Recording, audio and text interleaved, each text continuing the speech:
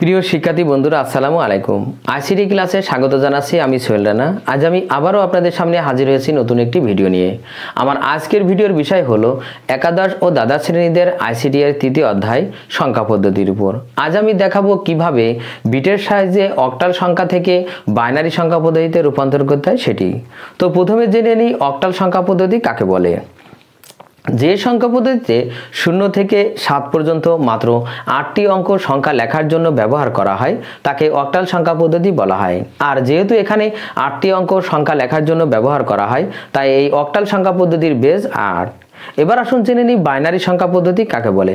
যে সংখ্যা পদ্ধতিতে 0 আর 1 মাত্র এই দুটি অঙ্ক সংখ্যা লেখার জন্য ব্যবহার করা হয় তাকে বাইনারি সংখ্যা পদ্ধতি বলা হয়। আর যেহেতু এখানে দুটি অঙ্ক সংখ্যা লেখার জন্য ব্যবহার করা হয় তাই এই বাইনারি সংখ্যা পদ্ধতির বেজ 2। তো চলুন বন্ধুরা শুরু করা যাক। প্রথমে জেনে নিই যে অক্টাল সংখ্যা পদ্ধতিতে আমাদের যে অঙ্কগুলো ব্যবহার করা হয় সেটি। তো অক্টাল সংখ্যা পদ্ধতিতে 0 1 2 3 4 5 6 7 তার মানে এই 8টি অঙ্ক দ্বারাই যাবতীয় সংখ্যা লেখা হয় অক্টাল সংখ্যা পদ্ধতিতে। এবার আসুন জেনে নিই বাইনারি সংখ্যা পদ্ধতিতে কোন অঙ্কগুলো ব্যবহার করা হয়। বাইনারি সংখ্যা পদ্ধতিতে 0 আর 1 মাত্র এই দুটি অঙ্ক দ্বারা যাবতীয় সংখ্যা লেখা হয়।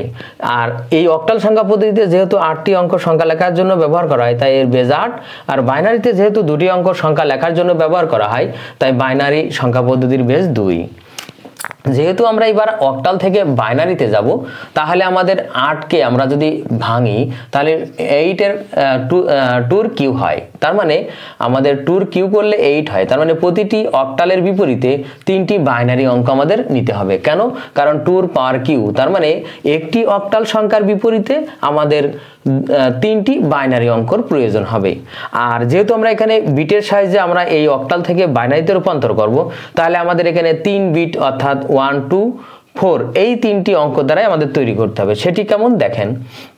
আমরা জানি বিটের সিস্টেম হলো 1 2 4 8 16 32। তার মানে প্রথমে 1 থেকে শুরু হবে এবং সংখ্যাগুলো দ্বিগুণ হতে থাকবে। যেমন 1 এর দ্বিগুণ 2, তার দ্বিগুণ 4, তার দ্বিগুণ 8, 8 এর দ্বিগুণ 16, 16 এর দ্বিগুণ 32 এইভাবে। তো আমরা যেহেতু এখানে আমাদের 3 বিট প্রয়োজন তার মানে 4 2 1। তো আসুন এবার কিভাবে আমরা একটা অক্টাল সংখ্যাকে আমরা এই বাইনারি সংখ্যায় রূপান্তর করব সেটি দেখে আসি। তো 1 নম্বর অঙ্কটি মনে করেন এখানে 5 6 7 এটি একটি অক্টাল সংখ্যা। এটা আমরা বাইনারি সংখ্যায় রূপান্তর করব।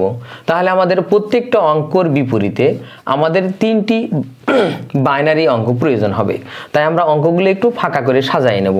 তো 5 এর নিচেই 3টি বাইনারি, 6 এর নিচেই 3টি বাইনারি আর 7 এর নিচেই 3টি বাইনারি অঙ্ক প্রয়োজন হবে। তো সেইগুলো কিভাবে দেখেন। আমরা ওই যে আগেই বলছিলাম তার মানে 4 2 1 আর ডান দিক থেকে হলো 1 2 4 তার মানে 4 2 1। আমরা এই 4 2 1 আগে লিখে নিলাম। এখন খেয়াল রাখবেন যে আমাদের এখানে প্রথম আমরা এই 5 থেকেও শুরু করতে পারি, 7 থেকেও শুরু করতে পারি, এতে সমস্যা নাই। কিন্তু 5 থেকে যদি শুরু করি তাহলে আমাদের এই 5 তৈরি করতে কোন কোন অঙ্ক ব্যবহার হবে মনে রাখবেন। যেগুলো ব্যবহার হবে সেগুলো নিচেই 1 আর যেটা ব্যবহার হবে না সেটা নিচেই 0।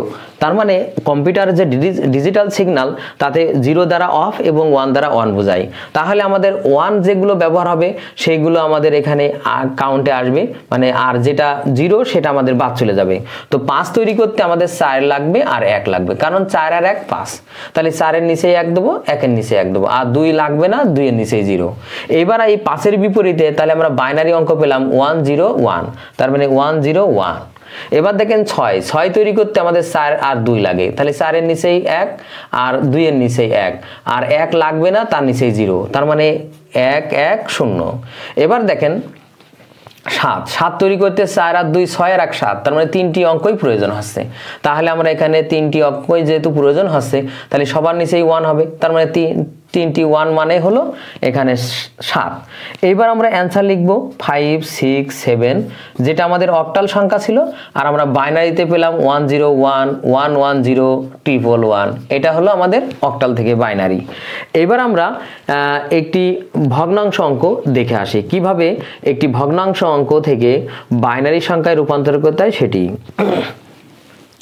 ভগ্নাংশ অঙ্কটি ধরেন 5 1 3, এটা একটি ভগ্নাংশ অঙ্ক যেটা অক্টাল সংখ্যা। আর আমাদের এখানে বাইনারিতে আসতে হবে। তাহলে আমরা এখানে 0.513 একটু ফাঁকা করে লিখব, কারণ প্রতিটি অঙ্কের বিপরীতে আমাদের 3টি বাইনারি অঙ্ক প্রয়োজন হবে সেই জন্য। আর পাশে আমরা ওই বিট 4 to 1 লিখি।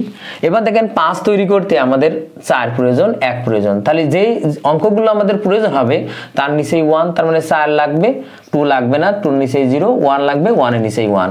এইবার এই অঙ্কটাই আমাদের এখানে বসাতে হবে, তার মানে 1 0 1। এবার 1 তৈরি করতে আমাদের 4 লাগবে না, 2 লাগবে না, 1 লাগবে, তার মানে 0 0 1। 3 তৈরি করতে আমাদের 4 লাগবে না, 2 লাগবে, 1 লাগবে, তার মানে 0 1 1। এবার আমরা অ্যান্সার লিখি 0.513। আমরা যেটা অক্টাল সংখ্যা বাইনারিতে পেলাম অবশ্যই পয়েন্ট দিয়ে শুরু হবে, যেহেতু এটা একটা ভগ্নাংশ অঙ্ক, বাইনারিতেও এটা আমরা ভগ্নাংশই পেলাম। এখানে আপনি দেন না দেন কোনো ব্যাপার না, তবে দিয়ে দিলে ভালো। এবার দেখেন 1 0 1 0 0 1, এরপরে 0 1 1, যেটা আমরা বাইনারিতে পেলাম।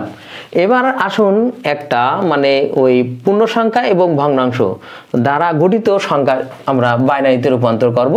তো মনে করেন 254.316 মনে করেন এটা একটা অক্টাল, মানে যেহেতু 8 বেস দেওয়া আছে, আর অক্টাল সংখ্যাগুলো আমরা জানি 0 থেকে 7 পর্যন্ত অঙ্ক দ্বারা গঠিত, আর মূল কথা এখানে 8 থাকা মানে এটা অক্টাল। এবার আমরা এটাকে বাইনারিতে রূপান্তর করব, তার মানে 254.316 একটু ফাঁকা করে লিখব যাতে আমরা নিচে এই অঙ্কগুলো সুন্দরভাবে বসাতে পারি। তো আমাদের এখানে দেখেন 4 2 1। প্রথমে আমরা 2 দিয়ে শুরু করি। 2 তৈরি করতে আমাদের 2ই প্রয়োজন হবে, 4 এবং 1 প্রয়োজন হবে না। তাহলে যেগুলো প্রয়োজন হবে না আবার ওই একই কথা, তার নিচে 0, আর আমরা অ্যান্সার লিখবো এই যে 0 1 0। এবার 5 তৈরি করতে আমাদের এই যে 4 লাগবে, 2 লাগবে না, 1 লাগবে, তাহলে এখানে 1 0 1, তার মানে 1 0 1। এবার 4 তৈরি করতে শুধু 4 লাগবে, 2 লাগবে না, 1 লাগবে না, তার মানে 1 0 0। এবার দেখেন মাঝে পয়েন্ট আমরা বসাই দিই। 3 তৈরি করতে আমাদের 4 লাগবে না, 2 1 লাগবে, তার মানে 0 1 1। 1 তৈরি করতে আমাদের 4 লাগবে না, 1 তৈরি করতে আমাদের 1 লাগবে, 2 লাগবে না, তাহলে আমাদের 1 এর নিচেই 1, তার মানে আমাদের এখানে আসবে 0 0 1 6 তৈরি করতে আমাদের 4 লাগবে, 2 লাগবে, 1 লাগবে না, তার মানে 1 1 0। এবার আমরা এটা অ্যান্সার লিখি। দেখেন 254.316 যেটা আমাদের অক্টাল সংখ্যা ছিল, আর আমরা বাইনারিতে পেলাম 0 1 0 1 0 1। এবার 100.011001110 এটাই ছিল আমাদের অক্টাল থেকে বাইনারিতে যাওয়ার প্রক্রিয়া। তো ছাত্রছাত্রী বন্ধুরা, আজ এ পর্যন্তই। আমার ভিডিওটি কেমন হলো অবশ্যই কমেন্ট করে জানাবেন। যদি ভিডিওটি ভালো লেগে থাকে অবশ্যই ভিডিওতে একটি লাইক দেবেন। এছাড়াও অন্যান্য বন্ধুদের দেখার সুযোগ করার জন্য অবশ্যই ভিডিওটি শেয়ার করবেন। সবাইকে আবারও ধন্যবাদ। আল্লাহ হাফেজ।